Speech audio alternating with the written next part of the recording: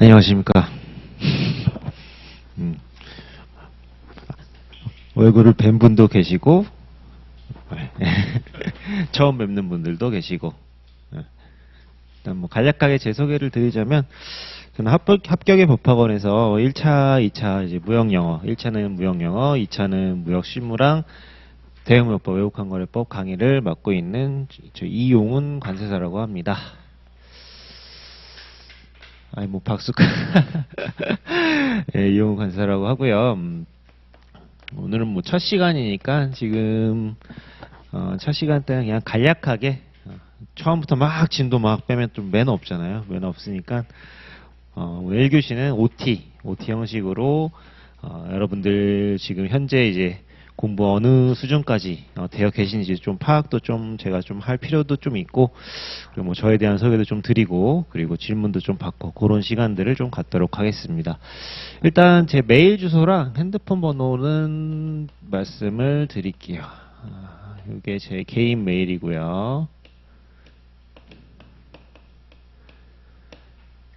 그리고 제 핸드폰 번호고요.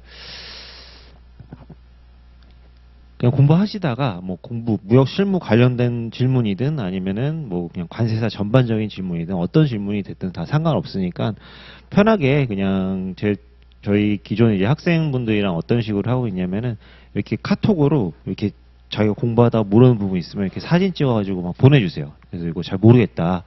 이거 내가 도저히 이해가 안 간다. 뭐 이런 식으로 질문을 주셔도 되고, 뭐 문자로 보내주셔도 상관없고요. 문자로 보내주셔도 상관없고, 이메일은 그러니까 제가 카톡이나 문자로 보내주시면은 거의 당일 안에는 제가 답변을 드리고, 이메일 보내주시면은 제가 2일 다음 날까지. 이게 회사 메일이 아니고 제 개인 메일이다 보니까 회사 메일은 매일 보는데 이 개인 메일은 가끔 깜빡깜빡해요. 그래서 다음 날까지는 최대한 답변을 드리고 있으니까 뭐가 됐든지 간에 저를 많이 활용을 하십시오. 저를 계속 활용을 하시고, 모르시는 거 있으시거나 이런 거 있으면은, 궁금한 거는, 모르는 거는 부끄러운 게 아니에요. 죄가 아니에요. 죄가 아니기 때문에 그냥 다 편하게 물어보시면은 될 것 같아요. 지금 여기 혹시 뭐 올해 2차 보신 분, 네. 다 보셨어요? 2차? 2차를 유예로 보셨나요? 아니면은 1차 합격하시고 이제 첫 번째 유예를 이제 보신 그 2차 공부는 거의 어떻게 보면 처음이신 거네요. 2차 공부 처음이신 거고요. 이제 4월부터 1차 끝나시고 조금 이제 공부하신 거. 그게 이제 전부고, 뭐 3동차나 이런 분들은 따로 없으신 거죠. 그러면 많이 더우시죠? 에어컨 좀 더 세게 틀어달라 할까? 괜찮으세요? 네. 어쨌든 잘 오셨습니다. 잘 오셨고, 충분히 내년도 6월 유예로 시험 보실 수 있을 만한 물리적인 시간은 충분히 있습니다. 그리고 올해 이제 시험 보셔서 아시겠지만 유형이 점점 암기할 게 많아지고 있어요. 여러분들이 이제는 정말 달달달달 암기를 하셔야 되는, 특히 규칙과 협약에서는 암기할 부분이 정말 많아지고 있어가지고 뭔가를 막 옛날 방식대로 막 이해를 해가지고 뭐 서술을 하고 이런 형식의 문제 유형이 지금 거의 안 나오고 있어요. 뭐 무역실무뿐만 아니라 다른 과목도 마찬가지고 거의 암기해서 쓰는 문제가 나오다 보니까 좀 단기간에 합격하시는 분들이 생각보다 많아지고 있어요. 옛날에는 막 뭐 1년 반 요렇게 합격하시는 분들이 거의 없었거든요. 거의 없었는데 요즘에 합격하신 분들 보면은 한 1년 3개월? 뭐 1년 뭐 요 정도로 공부하시고 합격하시는 분들도 그래도 한두 분씩 이상은 나오시는 것 같아요. 올해가 작년 같은 경우에도 저희 학원에서 1년 만에 합격하신 분이 계셨었고, 올해는 한 1년 3개월 정도 공부하신 분이 있는데 합격하실 것 같아요. 모의고사 워낙 잘 보셨고, 그리고 시험 끝나고 연락도 오셨는데 합격할 것 같대요, 본인이. 잘 보셨나 봐요. 뭐 특별하게 그렇게 이슈가 없어가지고 오래 공부한다고 해서 뭐 이렇게 다 합격하고 이런 것도 아니고, 저희 고시 공부는 좀 몰입감 있게 제가 봤을 때는 아무리 늦어도 3년 안에는 그래도 합격하시고 나가시는 게 제일 좋지 않을까 싶어요. 물론 1년이나 1년 반에 합격하시는 분들은 되게 극소수인 거고, 가장 많은 비율을 차지하는 게 이제 2년차 유예, 그리고 3년차 동차. 매년 보면은 2년차 유예랑 3년차 동차가 거의 한 70% 가까이는 되는 것 같아요. 제 동기들도 마찬가지였고. 근데 요즘은 시험 문제가 다 그냥 전 과목 다 그냥 단답형 암기 형식으로 나오니까 암기도 좀 빨리 들어가셔야 돼요. 암기도 좀 빨리 들어가셔야 되고, 특히 뭐 대외무역법이나 외국환과법 같은 경우에는 거의 HS 코드 암기하듯이 뭐 몇 개 쓰시오 이런 식으로 나오니까 암기식 열심히 따셔가지고 또 공부를 하셔야 되는 그런 부분들이 생겼습니다. 안타깝게도. 그렇다고 우리가 뭐 시험을 비판할 수는 없고, 저희가 시험에 이제 맞춰 나가야 되는 처지죠. 맞춰 나가야 되는 부분이니까 물리적인 시간은 충분하다. 물리적인 시간은 충분히 여러분들이 공부하실 수 있는 내년 2차, 내년 6월에 합격하실 수 있는 시간적으로는 충분히 하고, 물론 열심히 한다는 가정이 있어야 되겠죠. 열심히 하셔야 한다는 가정이 있어야 되고. 자, 일단 지금 기본 이론은 다들 들으셨을 것 같은데, 기본 이론 딱 들으시고 어떠셨어요? 느낌이? 그래도 1차에서 좀 공부하는 내용들이 있으니까 무역실무는 그래도 좀 괜찮지 않나요? 뭐 HS 이런 거는 이게 뭐야? 신세계를 맛보실 텐데, 지금 수업 혹시 이게 첫 수업인가요? 아니면 관세법 하셨고 HS 하셨고? 저는 HS가 처음에 제일 어려웠어요. 1차 시험 보고 2차 처음 시작할 때 HS 이게 답이 안 나오더라고요. 내가 이걸 다 외울 수 있을까? 근데 시간이 지나면은 계속 또 반복을 하시다 보면은 HS도 다 암기가 되십니다.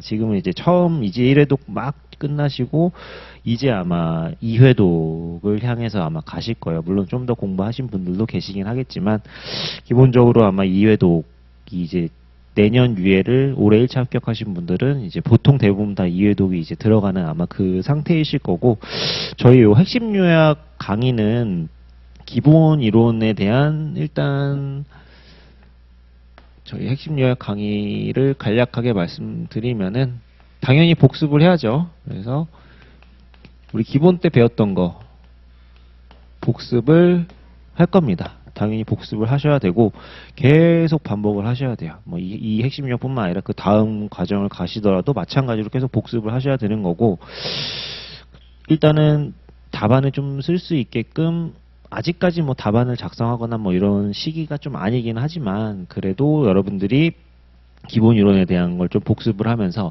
뭔가 굉장히 좀 여러 가지들로 좀 나열되어 있던 거를 좀 테마로 만들어 가지고 좀 정리를 더 하실 수 있게끔 좀 도와드릴 거예요. 좀 약간 어떠한 테마, 이러한 테마가 있고 이러한 테마가 있고 이러한 테마가 있고, 무역실무는 무역의 성립부터 이행 종료가 끝이거든요. 그 안에서 다 놀고 있습니다. 그 안에서 놀고 있기 때문에 기본 이론에 대한 어떤 복습을 좀 통해 가지고 뭐가 더 중요하고 뭐가 좀 덜 중요하고 이런 것들을 조금 말씀을 드릴 거예요. 그 다음에 이제 두 번째로는 심화적인 내용을 그래도 좀 보실 거예요. 심화. 솔직히 계속 줄여나가고 있어요.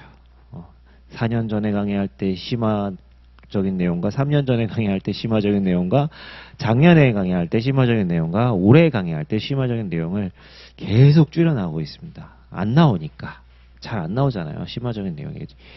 그래도 기본적인 이론을 여러분들이 조금 더 폭넓게 이해하실 수 있게끔 도움이 되는 그런 부분들은 그래도 조금은 볼 거예요. 그리고 심화적인 내용에 대한 어떤 뭐 가끔 논문 같은 것도 보긴 할 건데 그런 거는 너무 부담 갖지 마시고 이러한 것들도 있구나 정도로만 그냥 파악하시고 막 그걸 막 달달달달 외우시거나 그럴 필요는 전혀 없으세요. 전혀. 제가 또 말씀을 드릴 거예요. 이거 그냥 보시고 넘어가시면 된다. 제가 공부할 때는 심화 과정 때 논문을 거의 한 3, 40편 본 것 같아요. 계속 논문 봤어요. 논문 가져오셔가지고 논문 보고 근데 그때도 심화 그 논문에서 봤던 내용은 정작 하나도 안 나왔어요. 네, 안 나오긴 안 나왔습니다. 그리고 뭐 시간이 되면은 조금 빨리 오셔가지고 뭐 간략하게 뭐 한 10점짜리라든지 10점짜리 분량 10점, 10점에서 뭐 20점짜리 뭐 이렇게 바짝 외울 수 있게끔 그런 연습들도 조금 시켜드릴까 해요. 다음 시간까지 요거 암기해 오세요 한 다음에 그거에 대해서는 그래도 좀 빡세게 좀 이렇게 암기를 안녕하세요 해갖고 오시는 그런 것도 조금 해볼까 하고 있습니다. 자, 그리고 저에 대한 뭐 간략한 소개를 드리자면 뭐 저를 처음 뵙는 분들도 뭐 계실 거고, 그리고 뭐 인터넷 강의를 통해서 뭐 보셨거나 아니면은 저는 그냥 일반 회사를 다녔었어요. 일반 회사를 다니다가 아마 지금 오신 뭐 회사 다니시다가 이렇게 공부하신 그런 케이스랑 좀 비슷하다라고 보시면 될 것 같아요. 오셨네요. 잘 오셨어요. 네. 화이팅! 화이팅! 할 수 있습니다. 자, 그래서 저는 회사를 다니다가 수출 업무를 했어요. 저도 수출 업무를 좀 하다 보니까 요 관세사라는 업무를 알게 됐고, 뭐 다들 관세사 공부를 시작하게 된 뭐 계기들이 다 있으실 거잖아요. 뭐 전공이 무역학과여서 선배가 관세사가 있어서, 아니면 연봉이 높다라는 뭐 신문 기사를 보고 뉴스를 보고 시작하신 분들도 계실 거고, 뭐 다양한 계기가 있으실 텐데, 저는 개인적으로 말씀드리면 일반 회사를 다녔을 때보다는 지금 훨씬 만족스럽게 삶을 살고 있다라는 생각을 하고 있는 것 같아요. 물론 이것도 이제 사람마다 다 가치관이 틀리니까 뭐가 좋고 뭐가 나쁘고 뭐 틀리고 이런 건 없죠. 근데 일단 자유로워요, 조금. 일반 회사에 비해서 이직이라든지, 그러니까 내가 꼭 개업을 해가지고 뭐 법인이든 관세사무소를 운영하는 그런 게 아니더라도 그냥 채용 관세사로 그냥 업무를 하시더라도 굉장히 저희 업계가 이직률이 많아요. 이직률도 되게 많고, 그런 거에 대해서 내 능력만 있으면은 펼쳐나가실 수 있는 길이 정말 무궁무진합니다. 통관이든 컨설팅이든. 그래서 저보고 다시 회사를 돌아가라 라고 말씀을 주시면 저는 절대 안 갈 거예요. 절대. 그래서 이왕 여러분들이 칼을 뽑아 드셨으니까 1차 기본이론 OT 때는 제가 막 그런 얘기를 되게 많이 하거든요. 내가 왜 관세사 공부를 해야 되는지 다시 한번 집에 가시면서 생각하셔라. 이게 쉬운 결정이 아니잖아요. 한 2년이든 3년이든 쭉 끌고 나가야 되고, 장기간 마라톤으로 내가 이거를 의지 있게 끌고 나가야 되는데, 뭔가 내가 정말 관세사가 되겠다라는 그런 확실한 어떤 자기 신념이 없으면은 중간에 엄청 흔들려요. 특히 2차 공부하실 때, 지금은 이제 막 시작하시는 단계니까 뭐 재미도 있고, 아직까지 뭐 하루에 막 10시간, 12시간씩 그렇게 막 무리하게 공부하실 때는 아니거든요. 지금은 제가 봤을 때는 그냥 전업 기준으로 막 7, 8시간 정도 보시면은 수업 듣고, 수업을 들으신 거에 대해서는 최소한 2배, 3시간 인강 들으셨으면은 한 6시간은 복습하는, 그 정도로 그냥 진행을 하시면 되는데, 이게 계속 반복이 되다 보면은 지쳐가거든요, 사람이. 지쳐가고, 본 거 또 봐야 되고, 본 거 또 봐야 되고, 그러다 보면은 숱하게 흔들리게 됩니다. 네, 숱하게 흔들리게 되는데, 그리고 막 주변에서 막 악마들이 막 외쳐요. 요새 취업도 잘 안 된다. 막 이상한 소문들이 들어요. 그리고 선배들 통해가지고, 연봉이 안 좋다더라. 그리고 뭐 취업도 잘 안 된다더라. 뭐 하여튼 막 이런 소리를 듣다 보면은, 그래, 내가 뭐하러 이거 하고 있어 하면서 자꾸 핑계를 댑니다. 접자. 딴 거 하자. 1년만 더 하자. 그래, 올해는 안 되겠다. 내년에 하자. 자꾸 이런 핑계들을 만들게 돼요. 근데 그런 핑계들을 없애기 위해서라도 여러분들이 이미 여러분들은 그래도 1차 합격하시고 2차까지 오셨기 때문에 더 흔들리지 않게끔 이제는 그냥 뒤도 안 돌아보고 눈 딱 감고 그냥 합격을 해서 나가시든 떨어져서 나가시든 그냥 그만둬서 나가시든 그래도 한번 해볼 때까지는 해보셨으면 좋겠습니다. 옆에서 누가 막 뭐라 하는 거 아무 신경 쓰지 마세요. 아무 신경 쓰지 마시고, 합격하면은 현업에 있는 뭐 저도 그렇고 다른 관세사 선생님들도 그렇고 다 좋은 말씀들 많이 해주실 거예요. 자기 하기 나름이에요. 자기 하기 나름. 근데 일반 아무 자격증이 없는 그냥 일반 직장인에 비해서는 훨씬 여러분들은 그래도 합격하시면은 더 좋은 조건으로 사회에서 일단은 시작할 때 그냥 맨 땅에 헤딩하는 게 아니라 그래도 뭔가 갑옷을 입고 나가는 그러한 좀 좋은 위치에서 시작하실 수 있으니까 지금 이 공부하시는 시간을 너무 괴로워하지 마시고, 우리 지금 100세 시대잖아요. 100세 시대. 제가 지난주에 86세 할아버지 관세사랑 만나서 미팅을 했거든요. 건강이 유지되는 한 진짜 다 할 수 있습니다. 늦게까지 할 수 있습니다. 그렇게 좋은 업이니까 좋은 업 중에 하나예요. 좋은 업 중에. 물론 애로사항이 당연히 있죠. 근데 애로사항 없는 직업이 어디 있어요, 요새. 의사도 마찬가지고 변호사도 마찬가지고. 근데 굉장히 좋은 업 중에 하나니까 이왕 마음을 먹으신 거 꼭 저는 합격을 하셔가지고 나가셨으면 좋겠습니다. 자, 그 다음에 이제 뭐 공부 방법. 어떻게 공부를 해야 된다. 자, 뭐 당연히 기본에 충실하셔야 됩니다. 기본에 충실. 이제는 저희 시험은 너무 기본적인 거 위주로, 암기 위주로 시험 문제가 많이 나오고 있기 때문에 자꾸 공부 범위를 너무 넓혀 나가실 필요는 없어요. 그냥 우리 기본서랑 뭐 핵심 요약 시간대, 수업 시간에 하는 내용 정도로만 보셔도 충분합니다. 그리고 협약이랑 규칙 안에서 워낙 많이 나오고 있고, 그 협약과 규칙과 연결되어 있는 이론들, 그런 이론들을 좀 같이 해가지고, 이러한 테마들로 같이 구성이 되어 있구나. 그리고 그 다음부터는 이제 협약과 규칙에서 시험 문제에 나올 만한 뭐 몇 개 쓰시오, 몇 개 쓰시오 하는 것들, 그런 것들을 좀 열심히 암기하시면 되고, 그리고 암기를 좀 빨리 시작하세요. 나는 뭐 언제까지 이해만 할 거야. 딱 무자르듯이 나는 이때까지 이해만 할 거고 이때부터는 암기할 거야. 공부에서는 저는 제 개인적인 생각으로는 이해 암기는 그냥 계속 같이 간다고 그 생각을 해요. 이해는 암기를 조금 더 잘할 수 있게끔 도와주는 하나의 수단인 거죠. 내가 이해를 하고 있으면 좀 더 빨리 암기가 되는 건데, 우리 지금 전화번호 잘 못 외우시죠? 공부하실 때도 의식적으로 내가 암기하려고 안 하고 그냥 멍하게 이렇게 쭉 그냥 회독하면 암기 안 돼요. 내가 막 머릿속에 넣으려고 되게 고통스러우실 수도 있어요. 되게 고통스러우실 수도 있는데 머리에 막 쥐가 날 정도로 막 암기해야지 하면서 회독을 하셔야지, 그 시간은 되게 고통스러울지 몰라도 그게 반복하다 보면은 암기가 어느 순간 되어 있을 거예요. 그냥 막연하게 1조 보고 2조 보고 3조 보고 4조 보고 이렇게 공부하면은 남는 게 별로 없습니다. 휘발성도 강하고. 저희 예전에는 전화번호 다 외웠어요. 다 외우시지 않으셨나요? 친구 전화번호, 집 전화번호, 부모님 전화번호, 친구 집 전화번호. 근데 지금 핸드폰 번호 다 못 외우잖아요. 의식을 안 하면은 암기가 안 돼요. 예, 의식을 안 하면은 요즘 분들은 다 핸드폰이 있던 시대에 살으셨기 때문에 안 그러신 분도 계신 것 같기도 하고. 자, 어쨌든 암기하려고 노력을 하셔야 되고, 정말 독하게 마음 먹고 한 12월에 난 암기 끊는다, 11월 1일이 시험이다 라는 마음가짐으로 공부하시면은 1월 1일부터 이제 어차피 또 그때 또 암기해야 되거든요. 모의고사 보면 8분의 1 범위로. 미리 암기 시작하는 거죠. 미리 암기식도 미리 따실 수 있으면 최대한 빨리 따두시고, 최대한 암기를 위해서 준비를 해 두시면 됩니다. 자, 그 다음에 학자형 공부를 절대 하지 마세요. 학자형 공부. 이런 식으로 공부하시는 분들 가끔 있어요. 가끔 있고, 막 내가 너무 궁금해요. 너무 궁금해가지고 막 궁금증을 못 참아가지고 막 이것도 찾아보고 막 서점 가가지고 이건 뭐지?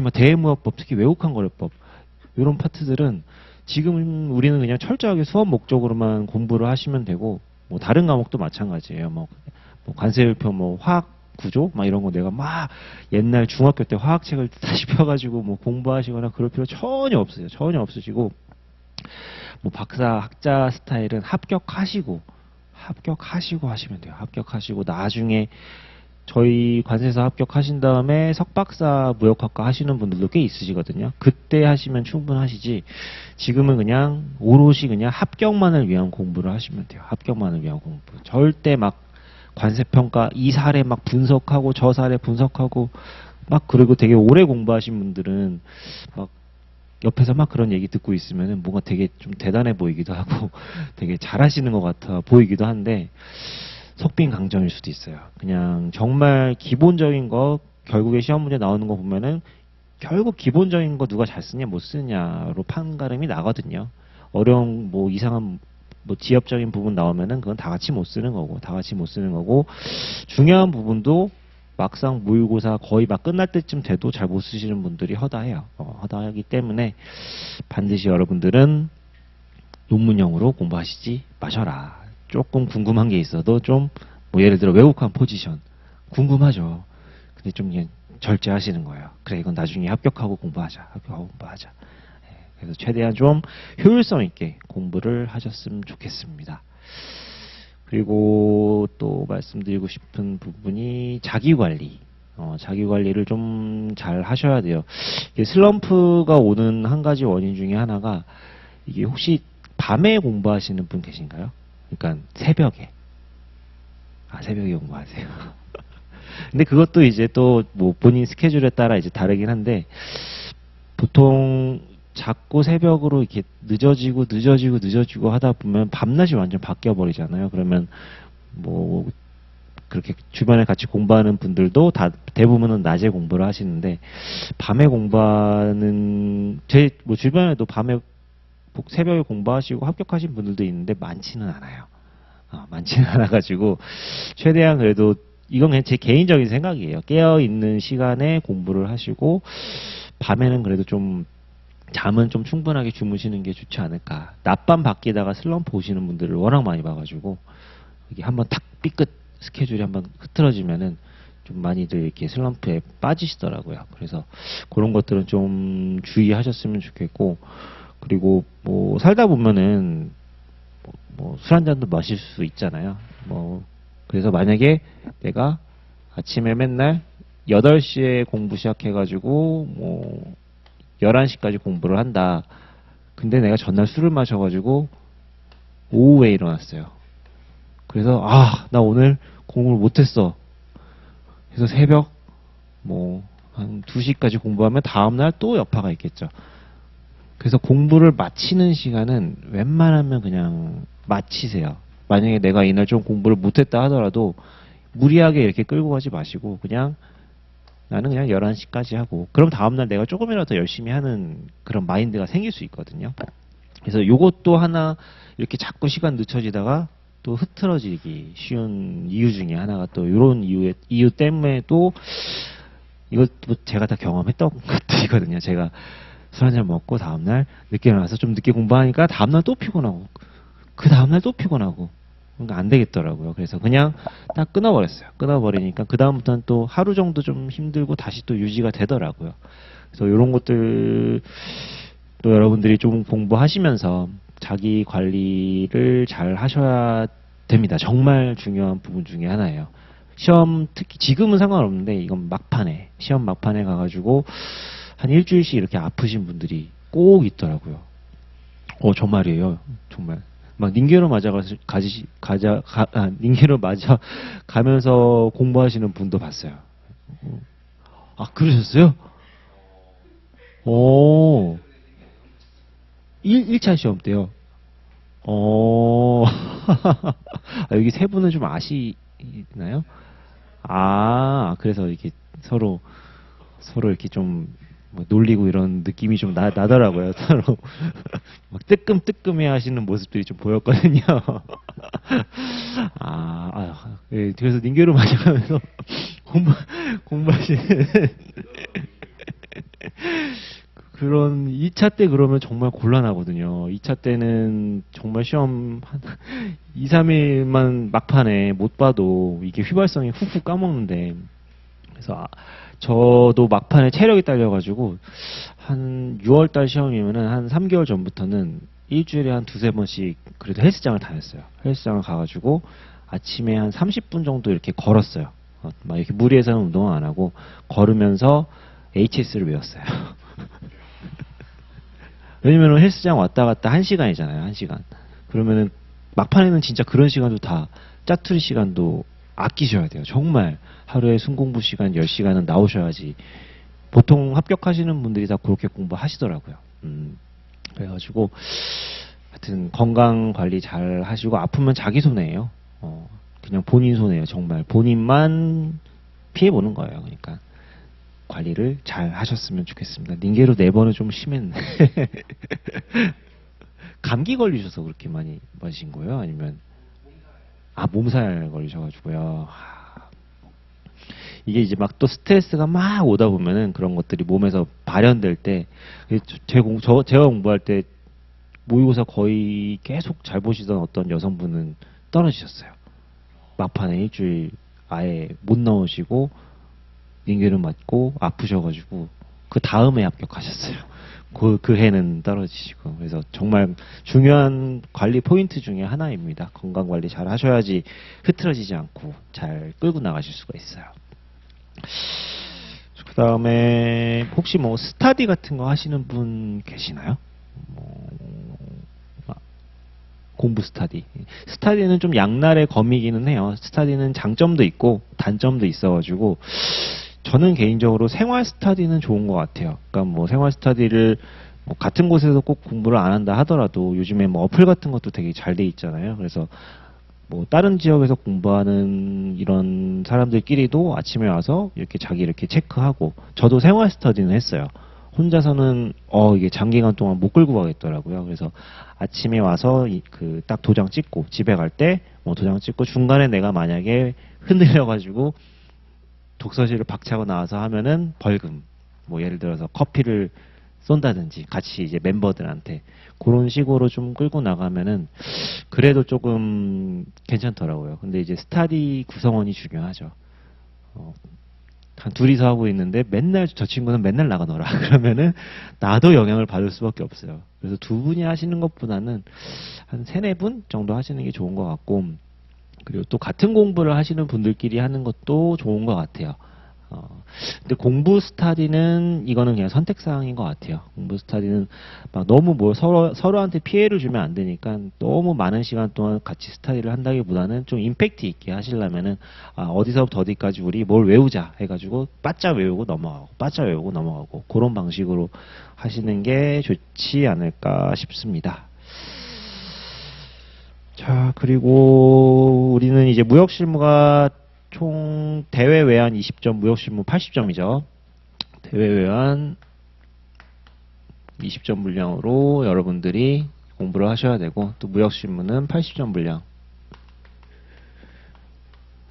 그래서 대외 외환도 이제는 절대 무시할 수가 없습니다. 대외 외환도 열심히 보셔야 되는 부분이고, 대외 외환에서 점수가 완전 낮게 나와버리면은 무역실무 점수가 상대적으로 낮아질 수밖에 없어요. 그래서 대외 외환 점수 배점이 그렇게 높지는 않은데 그래도 거의 HS 암기하듯이 좀 빨리빨리 암기를 시작을 하셔야 되는 부분이다라고 보시면 되고, 공부하실 때 우리 총 4과목이잖아요. 관세법, 평가, 율표, 그 다음에 평가, 이제 무역실무인데 여기에도 새끼 과목이 하나 있죠. 환급특례법.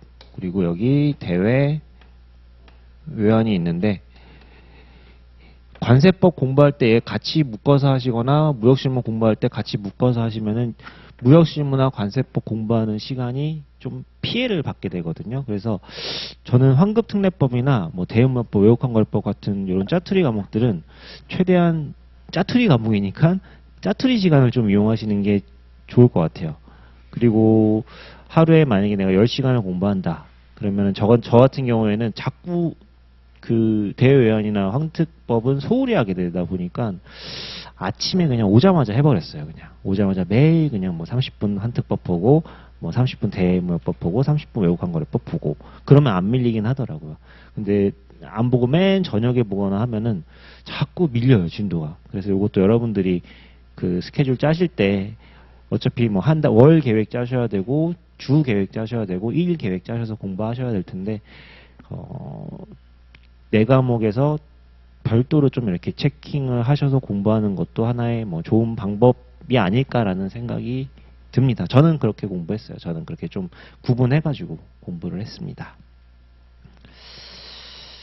자, 뭐 OT는 한 요 정도로 말씀드리면은 될 것 같고, 혹시 뭐 궁금하신 사항이나 뭐 질문 사항 있으시면.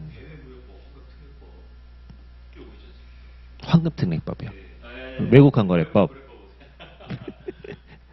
예. 예. 그렇죠. 요새 그렇게 나오죠. 예.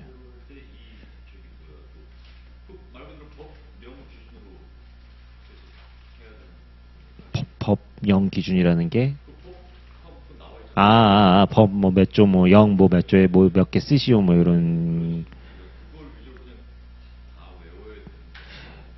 물론 중요한, 그러니까 시험에 나올 만한 부분이 있고 좀 지엽적인 부분은 막 그렇게까지 외울 필요가 없겠죠. 근데 이제 예를 들어가지고 예전 같은 경우에는 뭐 1번에 의의를 달고 뭐 2번에 어떤 내용이 있고 3번에 뭐 내용이 있고 4번에 뭐 내용이 있어가지고 우리가 어떤 식으로 공부를 했냐면은 큰 틀에서 하나의 어떤 논제를 쓰기 위해서 공부를 했다면은 지금은 여기에서만 5개 딱 쓰시오. 이런 식으로 시험 문제가 나오니까 옛날에 공부할 때는 여기에 5개를 빡세게 외우기보다는 전체적인 틀을 이해하고 의 쓸 줄 알고 여기에 뭐 한 3개 정도 좀 암기하고 여기 몇 개 암기하고 했으면은 지금은 전체적인 틀도 이해를 해야 되지만 여기 세부적인 내용도 5개면 5개를 다 외워야 되는 그런 상황이다 보니까 이 전체적인 틀에 대해서는 중요도가 좀 떨어졌죠. 그래서 이 전체적인 틀에 대해서 너무 내가 목차를 외우려고 노력한다기보다는 중요한 뭐 5개가 있건 뭐 7개가 있건 이러한 내용들에 대해서 조금 더 디테일하게 암기를 하시는 게 필요하지 않을까 싶어요. 그리고 시험에 나올 만한 애들이 그래도 꽤 보여요. 꽤 보이기는 해가지고 아마 수업 시간에 어차피 다 다뤄드리기는 할 거고 하는데 그래도 되게 지엽적인 부분들도 요즘은 그래도 강의할 때 좀 그래도 설명을 드리고 있기는 하거든요. 설명을 드리고 있기는 한데 너무 그렇게 지엽적인 것에는 막 그러니까 벌칙, 보칙 이런 거에는 막 내가 목숨 걸 것처럼 막 그렇게 공부하실 필요는 없으시고 중요한 거 위주로 중요하고 시험에 나올 만한 거 위주로 일단은 암기를 하시고 여력이 되시면은 이제 좀 지엽적인 것도 이제 손을 대기 시작하시는 거죠. 당연히 처음에는 중요한 거 위주로 공부를 하셔야죠. 중요한 시험에 나올 만한. 근데 그렇다고 우리 보칙에서 또 시험 문제가 나온 적도 있기 때문에 버릴 수는 없는 거죠. 네. 한번 나왔어요 또. 네, 대외무역법에서 보칙에서 관세청장, 세관장 위임 규정이 한번 나왔어요. 그때 이제 다들 뜨악했죠. 그 전까지는 안 봤어요. 보칙, 벌칙은 대외무역법, 외국항공법 나올 만한 데가 아직도 안 나오고 중요하고 안 나올 만한 데가 너무나 많은데 설마 여기서 되겠어? 해서 그냥 뭐 진도는 나가되 막 그걸 막 빡세게 외워라 이렇게까지는 이제 강의를 안 했죠. 근데 나오는 바람에 나오기 시작했고 또 기출됐던 문제에서 한 번도 안 나왔는데 이제 기출이 됐던 문제도 나오고 있어요. 그래서 기출됐던 문제는 예전에는 그냥 좀 버려도 그냥 거의 그러니까 완전 버린다기보다는 시험에 이제 거의 한 달 남았다. 그러면은 뭐 최소한 5년치 기출은 그래도 버리세요 했는데 지금은 또 나올 수 있다. 네, 그래서 이제 다 보셔야 되는 부분이 좀 생겼죠. 어떻게 보면은.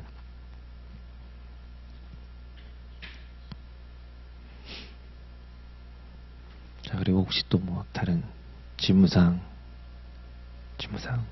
없으세요? 네, 네, 네. 네.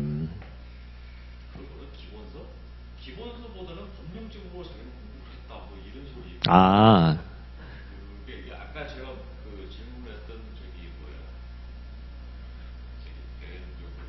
예, 예, 예.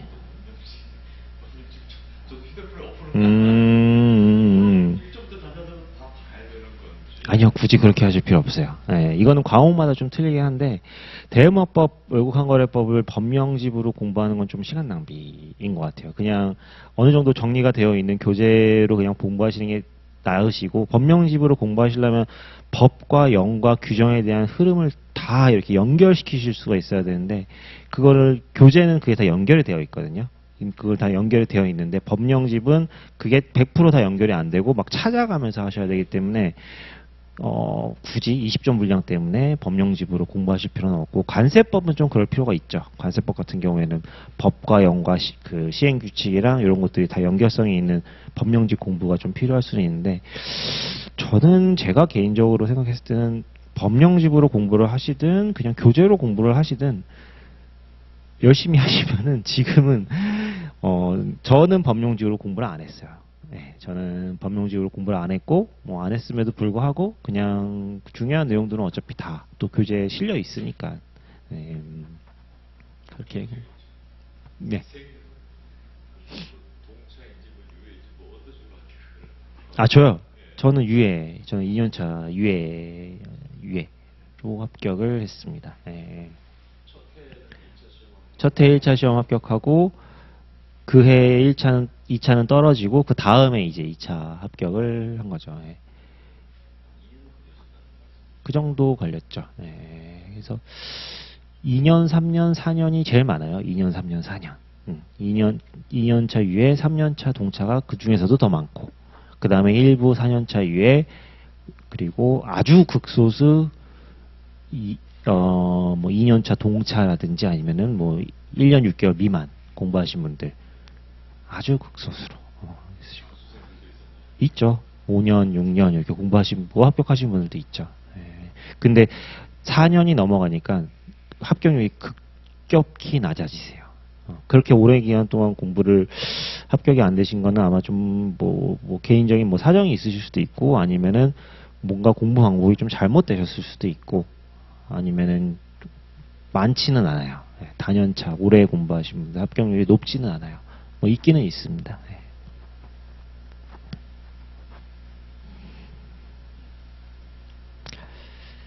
자, 그럼 더 질문 없으시면은 우리 일단 프린트물부터 한번 보시도록 할게요. 일단 교재가 있고 우리 프린트물이 있는데 일단 교재는 좀 테마별로 다 문제화 시켜가지고 뭔가를 그러니까 답안에 작성하실 수 있을 만한 그런 내용들을 이렇게 쭉 나눠놨다고 좀 보시면 되고, 프린트물은 1차에서 그러니까 기본 이론 때 공부를 한번 하시긴 하셨는데, 그래도 다시 한번 좀 보실 필요가 있고, 좀 중요한 부분, 그런 거 위주로 좀 프린트물로 이제 설명을 드릴 예정입니다. 자, 먼저 연계무역부터 보실게요. 요 연계무역은 보시면은 기본적으로 2개 이상 거래가 동시에 발생하는 걸 연계무역이라고 하고, 수많은 수험서 교재에 물물교환, 구상무역, 대응무역, 뭐 산업협력 해가지고 표 같은 것들이 막 있는 게 있어요. 그거 열심히 보실 필요 없어요. 제가 공부할 때도 그거 표 같은 거 막 있었는데, 그 굉장히 지금 좀 막 교수님들 교재마다 다 틀려요. 조금씩 내용들도 좀 틀리기 때문에 그냥 표를 막 너무 암기하시려고 한다기보다는 그냥 기본적인 좀 차이점, 어떠한 것들이 약간 틀리게 되어 있나, 그런 것만 좀 체크하시면 될 것 같아요. 자, 기본적으로 물물교환이랑 구성무역을 비교하는 건 교수님들 교재에 다 들어가 있습니다. 그래서 물물교환이랑 구상무역은 좀 비교할 만한 값어치가 있고, 대응구매랑 뭐 그 외 제품 판매 같은 경우에는 그렇게 많이 뭐 비교를 한다거나 그런 포인트가 많지는 않아요. 많지는 않기 때문에, 자, 일단 물물교환부터 한번 보실게요. 자, 물물교환은 가장 전통적인 방식이죠. 정말 옛날에 내가 너한테 사과를 줄 테니 너는 나에게 바나나를 다오. 서로 이렇게 맛교환하는 거죠. 자, 그래서 특징 보시면은 수출 수입 당사자가 이제 동일하죠. 그리고 니은에 자, 거기다 밑줄 치실게요. 환어음 등이 발행되지 않는다. 자, 그리고 디귿 밑줄 치시겠습니다. 수출입 거래를 하나의 계약서로 작성. 자, 그리고 구상무역 보시면은, 자, 구상무역이란 물물교화가 유사하지만, 자, 그 다음에 밑줄 환거래가 발생한다. 그 다음에 대응수입 의무를 제3국에 전가할 수 있는 무역거래 형태이다. 자, 그래서 제가 강의하는 방식을 뭐 일단 뭐 간략하게 말씀을 드리면은, 저는 예를 들어가지고 뭐 교재도 마찬가지예요. 교재도 마찬가지고 하나의 어떤 뭐 주제가 있고 이렇게 막 있어요. 그러면은 중요한 키워드 위주로 좀 밑줄을 쳐드릴 거예요. 밑줄을 쳐드리고 문장들을 좀 끊어 가지고 나중에 여러분들이 계속 반복하시다가 보시면은 요 문장이 그림처럼 머릿속에 딱 들어와 들어와서 내가 시험장에서 쓸 수 있게끔 딱 되면은 거의 합격권이다라고 생각하시면 될 것 같고, 키워드 위주로 암기를 하시고 점점 넓혀가세요. 넓혀가세요. 그리고 키워드 위주로 키워드가 들어가면은 완전 토시 하나 안 틀릴 정도로 그렇게 암기하실 필요는 없는 부분들도 꽤 많거든요. 특히 이론적인 파트는 협약과 규칙은 최대한 좀 비슷하게 암기하시는 게 좋고, 그래서 이론적인 부분은 좀 밑줄 쳐드린 키워드 위주로 복습을 하셨으면 좋겠습니다. 자, 그래서 기억, 니은, 디귿 묶어가지고 특징 보시면은, 자, 기억은 저기 물물교환의 디귿과 똑같죠. 공통점. 옆에다가 공통점이라고 보시면 될 것 같고, 니은, 디귿은 차이점이죠. 물물교환과의 차이점. 자, 그래서 통상, 자, 거기다도 밑줄 치실게요. 백투백 LC, 에스크로우 LC, 토마스 LC 등의 특수 신용장. 자, 요거 신용장, 요 백투백이랑 에스크로우랑 토마스는 뒤에 또 나오니까 뒤에 가서 또 자세하게 설명을 드리겠습니다. 자, 그 다음에 환거래 발생 밑줄 쳐주시고, 요것도 차이점이죠. 자, 물물교환에서 기억, 니은이 여기 구상무역에서의 니은, 디귿의 차이점이 되는 거죠. 그리고 공통점은 수출입 거래를 하나의 계약서로 작성한다라는 게 이제 공통점이 되는 거고. 그리고 보시면은 여기 특징들 보면은 뭐 통상 3년이다, 뭐 20% 이상이다, 막 이런 것들이 이건 그냥 통상적인 거고 다 얘기들이 틀려요. 그래서 이런 것들까지 자세하게 이제 외우실 필요는 없다라고 보시면 될 것 같고, 비읍만 체크하실게요. 비읍. 자, 삼국으로 전가 밑줄 쳐주시고, 요것도 차이점이죠. 우리 물물교환은 그런 게 없죠. 물물교환에는 그런 게 없다라고 보시면 될 것 같습니다. 자, 그 다음에 이제 대응구매. 대응구매는 이제 방위산업, 무기류, 이런 것들에 내가 너한테 석유를 줄 테니까 너는 당신은 나에게 어떠한 무기를 주세요. 이러한 측면에서 좀 많이 활용된다라고 보시면 되고, 자, 두 번째 줄 거기에다 밑줄 치실게요. 무기류 등 방위산업 물품 거래할 때 많이 활용된다.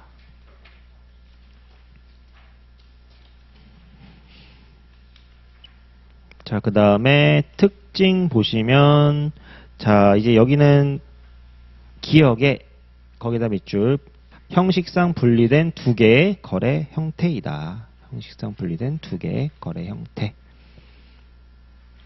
그 다음에 디귿의 환거래가 발생한다. 밑줄. 그 다음에 미음의 제3국으로 전가할 수 있다.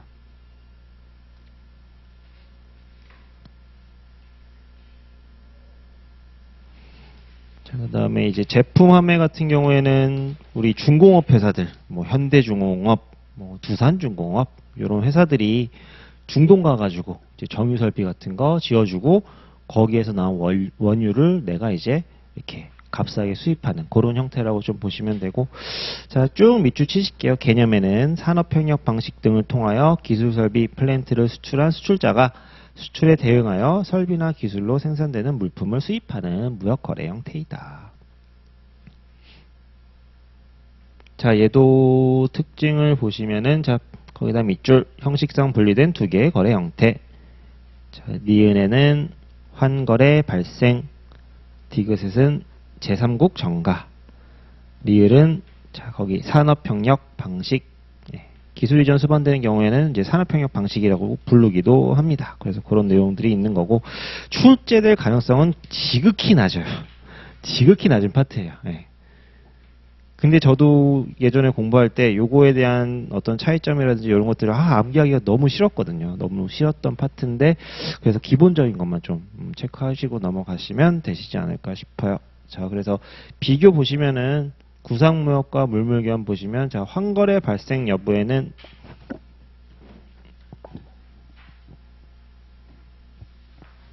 일단 환거래 같은 경우에는 물물교환은 발생하지 않죠. 물물교환은 환거래가 발생하지 않고, 구상무역은 환거래가 발생하죠. 자, 그리고 대응수입 의무, 전가 의무도 마찬가지. 물물교환은 없고 구상무역은 있고.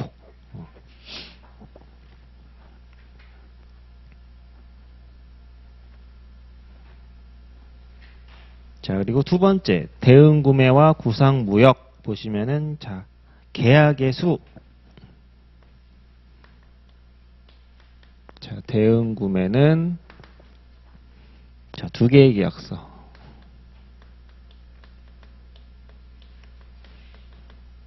반면에 구상무역은 한 개의 계약서.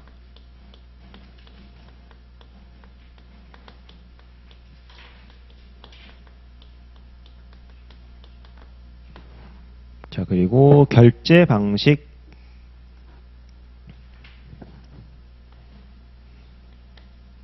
환거래가 발생한다. 통상적으로 환거래가 발생을 한다. 둘 다 마찬가지입니다. 그리고 구상무역 같은 경우에는 뭐 신용장 거래를 하는 경우가 이제 많다라고 보시면 될 것 같아요. 통상 신용장.